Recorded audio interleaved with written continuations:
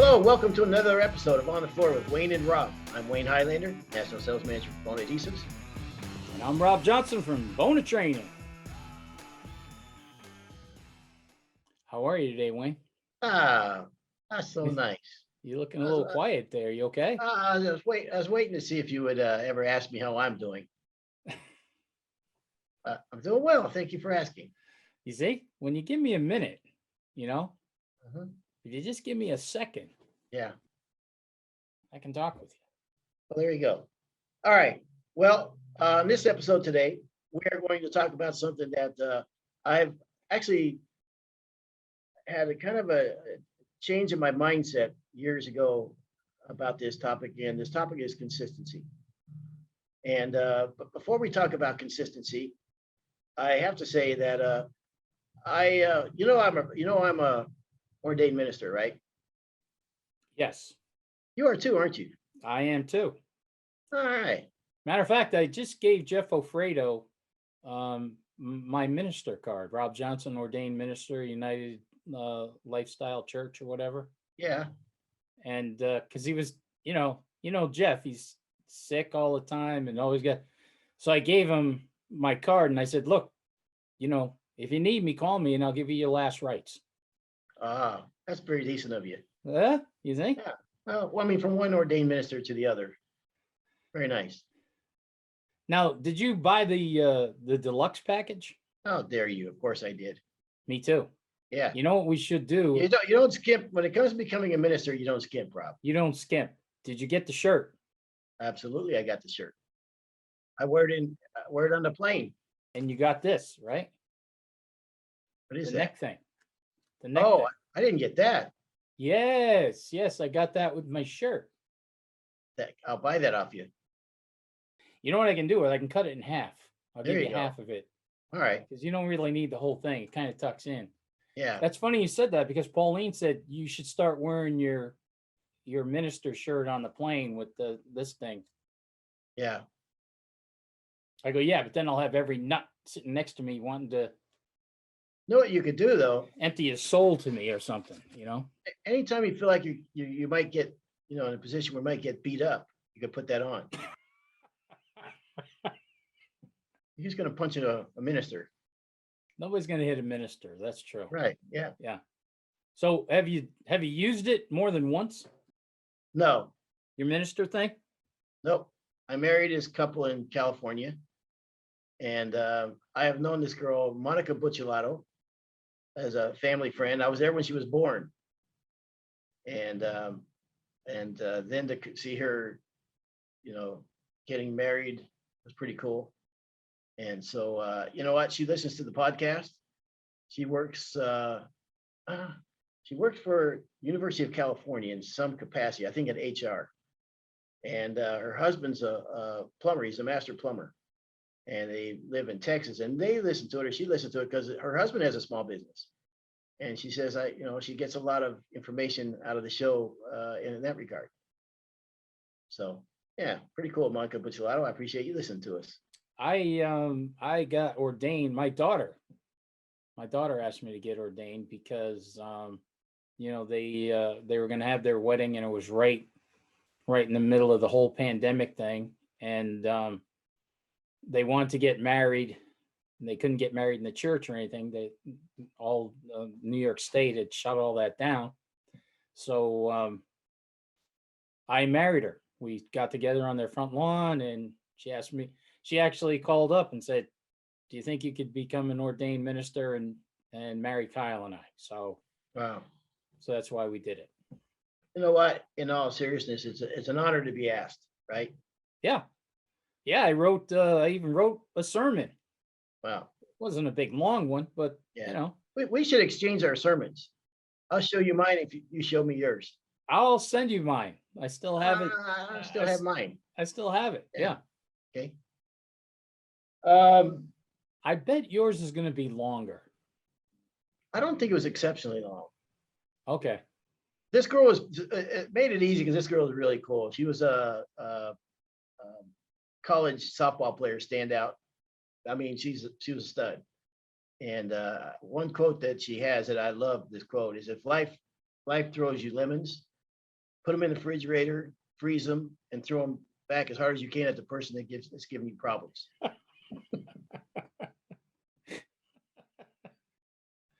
All right. I kind of like that attitude. Yeah, like her style. All right. What's today's show about? It's about consistency.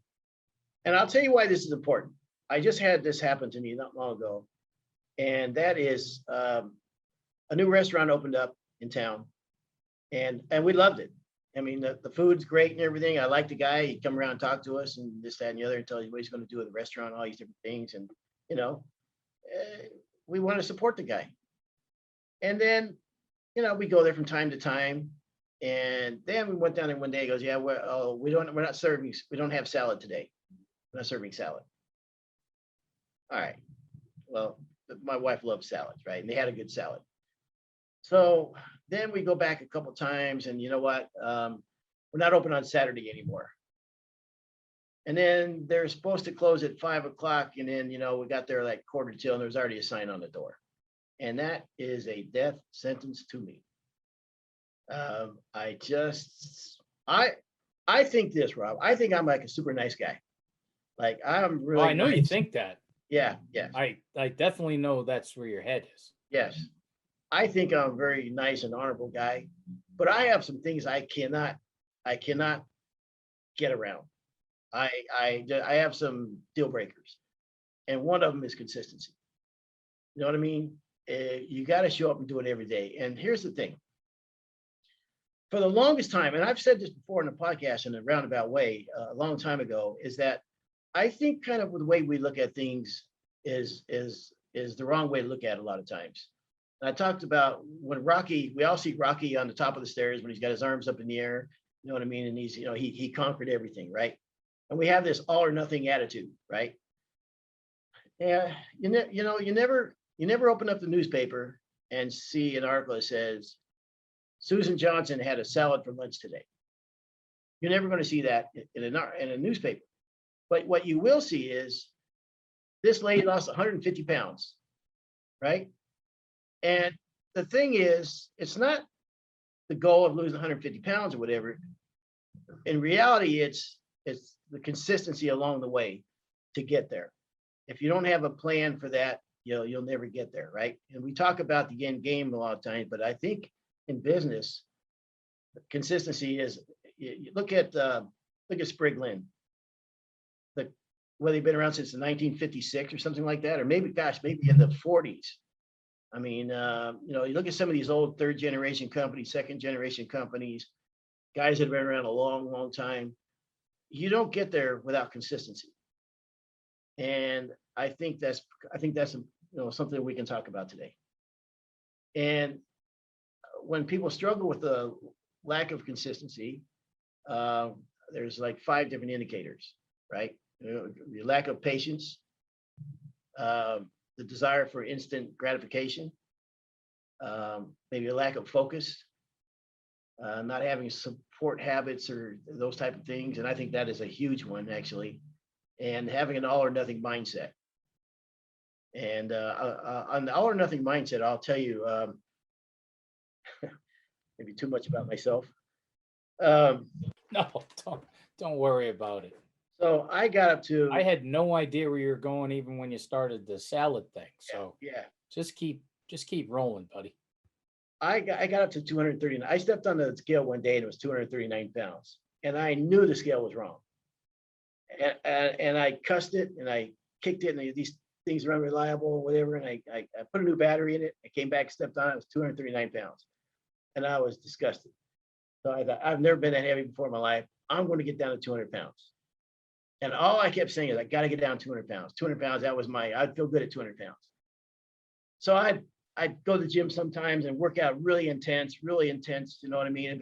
But it only lasted a small amount of time. And then finally one day when I said to myself, you know what, man, just go to the gym every day. Just simply go to the gym every day and don't have that all or nothing, and you know what I mean, that attitude. And if I stopped thinking about the 200 pounds and I got down to like 195. I happen to get up to about 210 right now. so it went the other direction. Well, that's good. You're on that consistent roller coaster. No, that's good. You're consistent. What it told me is when I got away from what I was doing consistently, I wasn't, on the game, right? So I had to Yeah. get back to being consistent. And I think we all sometimes think that it's got to be all or nothing. So anyhow, I thought it would be a good conversation. Well, when you were talking about, when you were just reading those off, focus is one of mine. Okay, that's definitely my downfall. That's why years ago I started just doing 3x5 card to-do lists. They're everywhere. They are everywhere. And this is probably one of the most consistent things that I do now is I live by my to-do lists on my little 3x5 or 4x6 cards, whatever they are. And to me, there's just nothing better than crossing stuff off of that to-do list. Where I've even done things that were not on the to-do list, wrote it on the to-do list, and then scratched that off. I know that sounds pretty psychotic, but it feels good. Yeah. So when you were saying, before when we were talking about, we're going to do this consistency show, I was trying to think of something that I'm consistent at, and one of the things was my lack of focus and how I've really improved. And this is just me personally. I'm not saying, oh, this is the way you do it. But for me, that lack of focus has been completely changed just because of my maniacal to-do list, daily, every day to-do list, scratch it off. What do you got to do? That thing. I love building them. I love scratching them off. I love throwing them away when they're done and then starting a new one. Well, you look at professional athletes, you take a Tiger Woods or anybody who's at the top of their game. I mean, they still take batting practice every day. Who's the singer who's played Manhattan more than any? Billy Joel. Billy Joel Still warms up the same way every day, spends time warming up, doing his thing. So for a craftsman, I think that really it's a sign of a true craftsman that will do things, can stay consistent from job to job. Also, it sends a message to the company. These are our values. These are what we, there's some things we don't compromise on. And if there's ever a time when there's not consistency, when it changes from job to job to job, or depending on who's doing the job, or depending on how much money the job is, or who the customer and all those things, when there's not consistency throughout the company, I think it hurts in the long run. And I think companies that have a long legacy in this industry and longevity are the ones that are the most consistent. If you talk to some of these guys, these old school guys, you say, oh yeah, he's old school, he does it this way. Well, he does it that way because it's been working time and time and time and time again. So I think that is important. And I think the instant gratification thing is, I think, with social media, it's an instant gratification thing. On the other hand, I like I said, I do like it. I like the fact that you can share your work and what have you. But I think it's some of our core values that we have to stay consistent. Absolutely. So another thing about consistency for your company, it's going to build some trust. Yep. Well, that's when I talk about that restaurant, I lost trust. Am I going to go there? They're going to be closed. Are they going to not serve what I like today or whatever? Are they the hours going to be different? Are they going to be open today? And the restaurant isn't open on Saturday. Thank you. That's exactly what I told them. I mean, that's your day. What kind of a place is not open on Saturday? That's kind of a shocker, unless it's a religious thing. But no, I try to tell my wife to open up a restaurant. Her and her sister, they're both retired. I said, you guys, we should open up a restaurant, and which is it's great because I would have to do nothing, and it's a ton of work. But I just think it's done so wrong so many times that, man, I don't know. Anyhow, I think I think I read someplace that restaurants are like the #1 business to start and go out of business. it's a very tough industry. Yeah, and now, I mean, God help those guys now. I mean, with COVID and everything. Oh, Forget about it. No, It's just, I mean, look how many of them have closed, and I feel so bad for them. Anybody that's owned a business knows what goes into owning a business. I don't care what kind of business it is, and to have it go under because of economic conditions. We all remember what happened in 2007 in the flooring industry. Well, this was like that times 10, and it was instant. And so I do feel very sorry for those people. So yeah, the entertainment business, restaurants, bars, movies, bowling alleys. I don't know how they survived. I'm still supporting the movie industry. I saw a movie the other day. I'll tell you what, too. I highly recommend this movie. Okay, and I saw it by accident. We went to go to a movie, and the movie that we wanted to see wasn't playing. It was sold out, rather. All right, so we were going to go home, and I don't want to go home now. I want to get some popcorn. I didn't get the 239 pounds by accident. So that's my one thing. I like my popcorn. So playing about 20 minutes later than our movie was American Underdog. What's the guy, the football players? Oh yeah, the guy played for the Rams. Yeah. Why can I not remember his name? Oh my gosh, I could call my son-in-law right now. He'll tell us in a second. The fastest show on turf. Okay, anyhow, whatever. So I thought, all right, well, this movie, probably not gonna be that good. It looks like it's like a Disney movie or whatever. So I don't know, man, but we'll go ahead and see it anyhow. And then all the previews coming up to it were like Disney cartoon movies. That's a bad sign because they figure you're the type of person that's going to be in this movie. You're going to love these movies. Right. But Rob, it was a little bit corny, but man, I'm telling you, it was a fantastic movie. And that's going to bug me. I gotta look up his name. You got to look it up. Yeah. So that's a Disney movie. Yeah, that guy was working in a supermarket. Yes. And then 2 or 3 years later, he's playing in the Super Bowl. Yes. I can't believe I can't remember his name because right now, people are gonna be screaming at us. It's Kurt Warner, you idiot! It's Kurt Warner. You dummies! You kidding me? All right. So I'll tell you something. Did you find his name? Kurt Warner.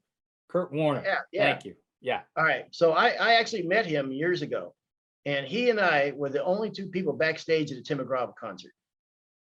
And I brought a baseball, brand new baseball. I went down and got a baseball because I wanted to have Tim McGraw autograph it. But he was there, so I had him autograph it. Nice. And he probably thought I was somebody because I was the only other person backstage. And so he started chatting with me for about 15 minutes. And a super nice guy. And then security came and ushered you out. It got me out of there, yes. How'd you get past security on that one? Well, actually, my sister-in-law she booked the talent for all that, for that venue. Oh, okay. In fact, she told me, she came and got me when I was back there. She goes, come here.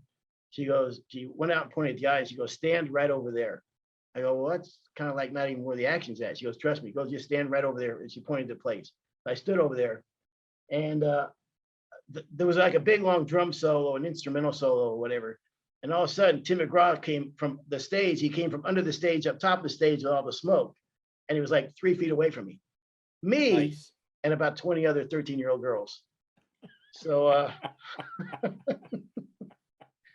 I don't know why I brought up the Kurt Warner Net movie. I don't know what the hell that had to do with anything with our topic, but we were talking about, I think we were talking about stuff that closed down. Yes. You said you supported the movie industry. That's right. Yeah. And you saw a movie. Yeah. All right. You see, I pay attention. I pay attention to you. I appreciate that. I'm wondering how the movie was. I'm telling you, Rob, it was fantastic. It was fantastic. And I don't recommend a lot of movies anymore because my talent is nobody appreciates it. But it's a little bit corny, little bit, but it was a great story. If I had kids, I would take my kids to that movie. Yeah, and Kurt Warner is a super guy by all rights. I mean, everything he's done, and the story is like no other. Oh, it's insane story. Yeah. It's an awesome story and a great ending too, because that was Brady won that Super Bowl. So what do you mean he won that Super Bowl? Didn't he win that Super Bowl? Yeah, Kurt Warner did. You got Brady on your head, on your mind, huh? Brady didn't win that Super Bowl? He won the Super Bowl. He beat the 49ers, or was it 49ers he beat? He won a Super Bowl. Yeah. He did win the Super Bowl. Yes. He went on to maybe play in one or two more, I believe, but I'm not sure if he won those. I think Brady beat him in a Super Bowl. He probably didn't. I think Brady might have beat him in his first Super Bowl, in Brady's first Super Bowl. I gotta look that up. Okay. You know, Brady's won so many, Yeah, it's true. you kind of lose track. You know. Yeah. He's But not that the is great- it. Listen, I can't wait to. I've been seeing the trailer for that movie. I can't wait to see it because, and now I really want to see it because it's a Disney, and I don't want to sound like, oh, yeah, I love Disney movies, but Disney did the other football movie with Mark Wahlberg, where he was a walk-on with the Eagles. Yeah. Yeah. And I don't know if What was this the name of that movie? I can't believe I can't think of the name of that movie because I don't know, but I don't know if this was Invincible. Is it Invincible? I don't know. And I'm not saying this was a Disney movie. I don't know if it was or not, but it was kind of like a Disney movie, what I was getting at. So, Well, I know I think the name of the movie with Wahlberg was Invincible, where he was a walk-on in the 70s to the Philadelphia Eagles. And man, if that movie didn't pump you up, you got issues. yeah, that was a good movie. All right. So another thing about consistency in your business is it allows you to measure your progress, right? And if you're consistent all the way down the line, and from year to year, or month to month, you can kind of track your progress as a company or as a craftsman. I think another good reason for that. But I also think, as we talk about many times, it really does help you stand out from the crowd. Absolutely, right? I mean, it's definitely huge. stand out and be noticed, man. Yeah. Do you think that some of these second and third generation companies ever advertise anymore? I mean, they've built that clientele list, and probably that being this, I don't care what you say, being around for 10, 20, 30, 40 years, there's a lot to be said for that. That didn't happen by accident. There's a lot of things that had to go right, and a lot of things that there had to be a plan, there had to be consistency, there had to be an organized effort. There's a lot of time and work that goes into that, and I think it obviously pays dividends. I at every class, at every 3-day school, every 2 and 3 day school that I do, I do a little consistency speech. Every single one. You might have heard it. Okay. You're very consistent about it. Yes. I am very consistent about telling my consistency story. And you want to talk about consistency, you look at Bona. Look at the company that we work for. Okay. I mean, yeah, we got, great people and just an incredible team, and everything that we do is, just outstanding. Training and sales and marketing and, you name it. I don't want to leave anybody out, but really the best part about Bona is our products, and the best part of our products is the consistency aspect of the product. You and I have seen it firsthand from our other life. What happens when a company starts to make good products, but this batch wasn't as good as the last batch, where you have some inconsistent products. If you're making toilet bowl cleaner and it's a little bit on the inconsistent side, nobody really knows, But I've always said that a hardwood floor man, he gets paid on that final coat of finish. And in the weather that we've been dealing with, and the territory, especially, I don't want to brag on the Northeast, but this week when we were doing the school down in the training center, the relative humidity was 16 in that school. It was pretty dry, It was pretty warm and it was pretty dry because it was inside. And then in the summer, hot and wet. So what I'm saying is all the things that happens when guys are putting finish down.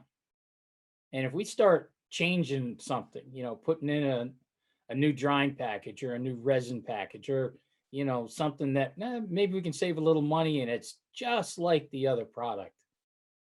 And we throw them a curveball. They don't need any more curveballs. Mother Nature throws them curveballs every day. And the guys who use our finish, they understand how to make the adjustment when it's dry, when it's wet, when it's cold, when it's hot. You know, both labs that you and I have worked with, I've told both labs the same thing. Our customers know more about the finish than we do.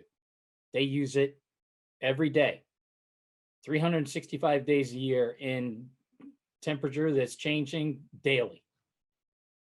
And as long as we can give them a perfectly consistent product, as long as every single time they open up that jug and it's exactly the same, they know how to make the adjustment and everything's works. And you and I have seen firsthand, like I said, not going to name names here, but some of the other companies out there that are, you know, tweaking things, saving a little money on this, saving a little money on that. And once the consistency is gone for a floor guy, you're done. And I think that's why that's one of the keys to the success of Bona is Bona really gets that. The consistency and the quality, that's what really matters.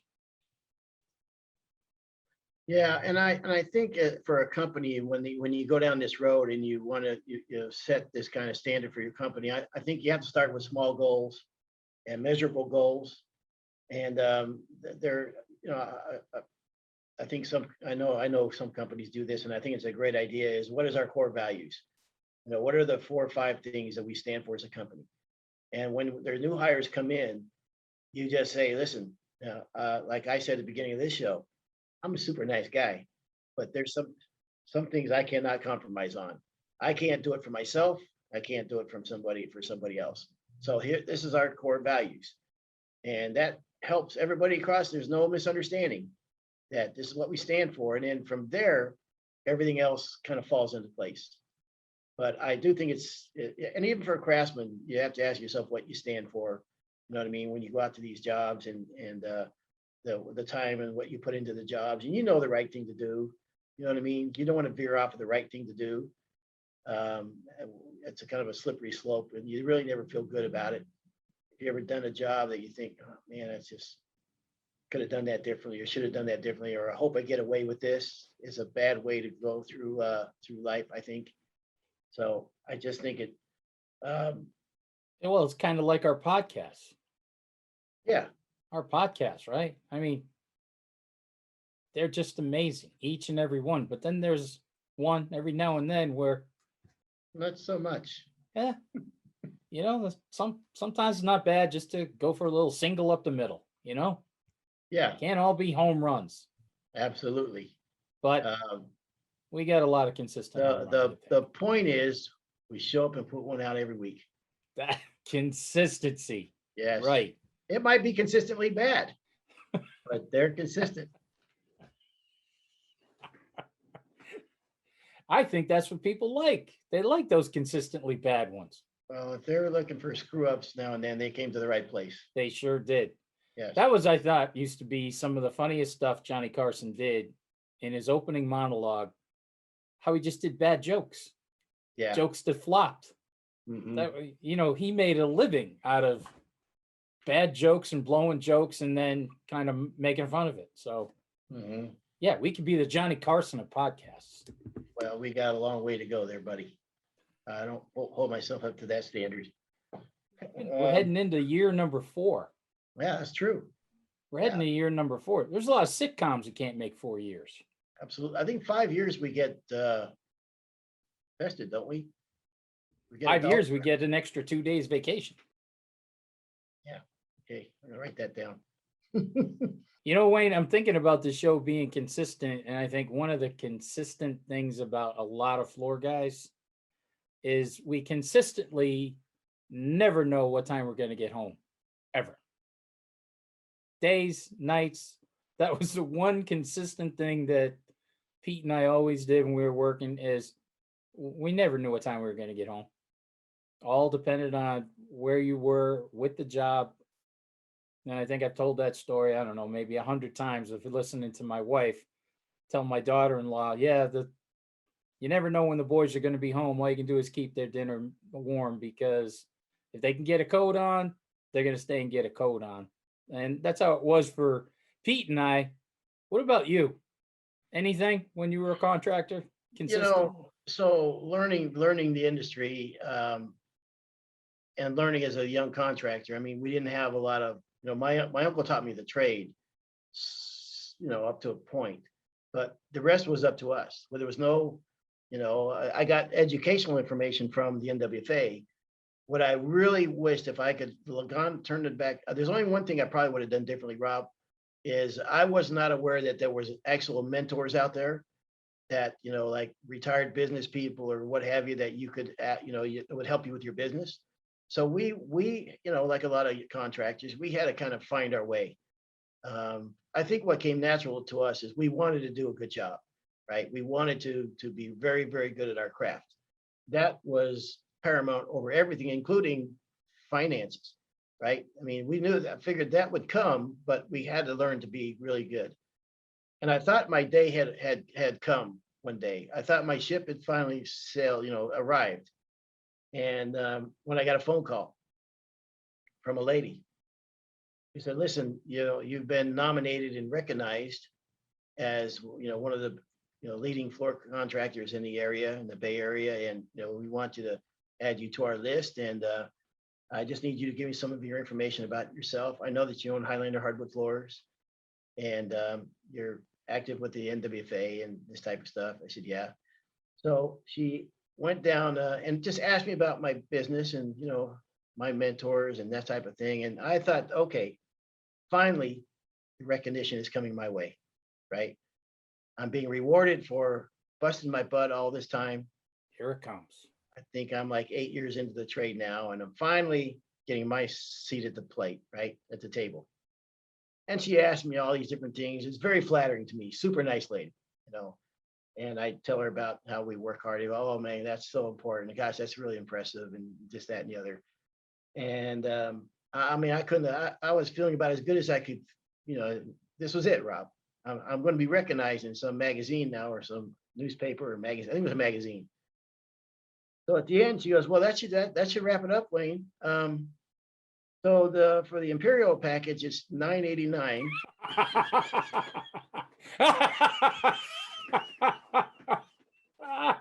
Or you can get the full page ads, which is $1,297, but you also get a photo of you and blah, blah, blah. Oh. Do you know how defeating that was? Oh man, there's a slug in the gut, huh? You talk about See that coming. There's one born every day. Oh. Yeah, So which package did you buy? I bought the Superior package. Yeah. Of course. I guess that'll do it for today's show, Rob. Always good taking some time to chat with you, man. I appreciate it. I want to thank our listeners again. And this has been another episode of On the Floor with Wayne and Rob. Please do stay tuned for another episode.